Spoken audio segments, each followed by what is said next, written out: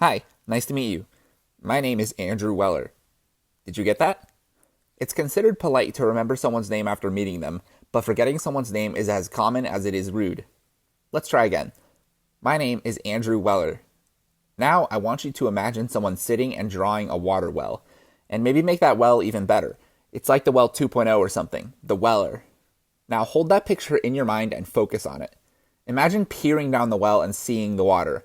Imagine the sound of the pencil moving along the page. Imagine this scene in as much vivid detail as you can. Now, connect that picture to me somehow. My YouTube profile picture is a tree, so maybe think about a person sitting under a tree while they draw that well. Now you can remember, and drew a well, under a tree.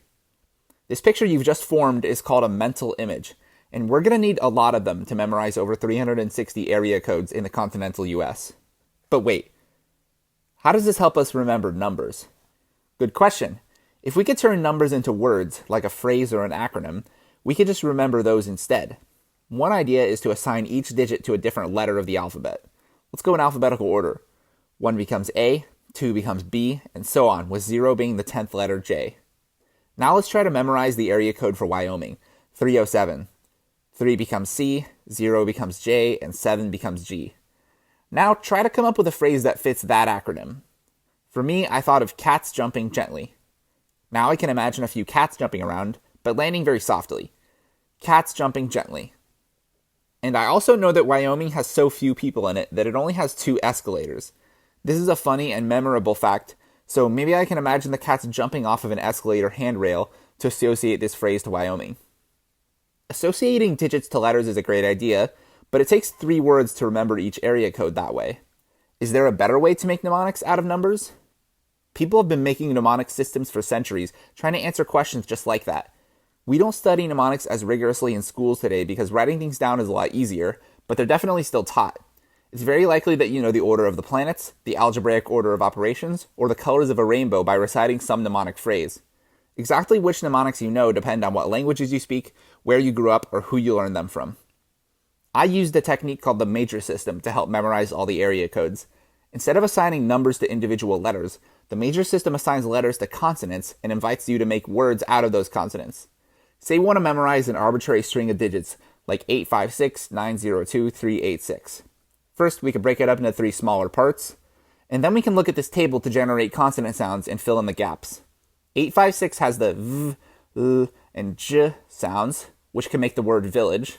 902 has the b, s, and n sounds, which can make the word bison. 386 has the m, f, and sh sounds, which we can make 2 words out of, aim, fish. And then we can add some prepositions to make it a sentence. A village of bison aim at fish. Now, we can make a mental image of a bunch of bison holding bows and arrows and aiming at fish. This is a very effective tool at helping us convert large amounts of numbers into sentences and stories that we can remember. To remember all the area codes, I just arranged them in a specific order and then used the major system to make a really long mnemonic out of them.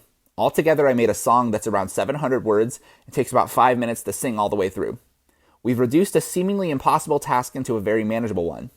Memorize a 5-minute song. The order that the words are in is very important. Each area code corresponds to a specific geographical region, so I lined up the words to make a single continuous journey throughout the 48 states. I left out Alaska and Hawaii and decided to just focus on these.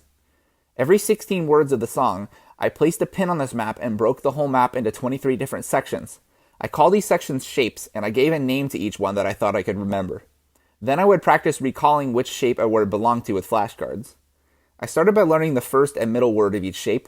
In order to check if a word belonged to a shape, I would sing that part of the song starting from one of the words I knew. This kept the amount of information that I needed to memorize at a manageable level. In order to memorize more details of each area code, like the state or the city, I used even more visual aids. I made pictures of each shape for the map, and I placed emojis and icons on them that I would associate with words from the song. The images I chose are unique to me and the things that immediately come to mind for me when I read the words and sing the song. This process is very personalized, and if you want to learn more about doing it yourself, I recommend either the book Moonwalking with Einstein or reading the artofmemory.com blogs. By reciting the song and the words while looking at the images and converting the images into more flashcards, I slowly learned which words belonged to each state. Now that I spent a lot of time learning these and mostly have them memorized, I like to go on this website for GeoGuessr players called superduper.fr and fill out this map to practice. When I was starting to learn them, it was much more effective and manageable to just do flashcards. I have an Anki deck with about 1,200 cards in it. Each card tests a small part of the recall process, like recalling the major system mnemonic for a code or recalling the shape that a word belongs to. This took about 4 months for me, and I don't always remember them 100% of the time. Sometimes I draw a blank or I get it wrong, but that's because, I'm human and I'm imperfect. If you want something that always works all the time, I recommend using a computer or just writing them down. Thanks for watching.